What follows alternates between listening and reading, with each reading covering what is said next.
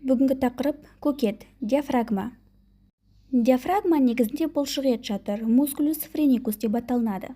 Құрсақ қуысы мен кеуде қуысын өзара бөліп тұрған аралық болып саналады диафрагма, яғни құрсақ қуысының жоғарғы қабырғасын түзуге және кеуде қуысының төменгі қабырғасын түзуге қатысатын болады. Демек, көкет кеуде қуысы жағынан өкпе қаппен қапталса, ал құрсақ қуысы жағынан іш астармен қапталған болып табылады.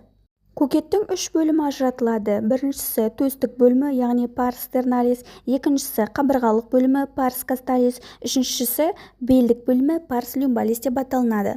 Парс терналис, яғни төстік бөлімі басталынады процессус ксифоидиустың ішкі жағынан, яғни семсер тәрізді өсіндінің ішкі жағынан басталынады да сіңірлі орталыққа барып ұласады, яғни центрум тендиниумға барып ұласатын болады.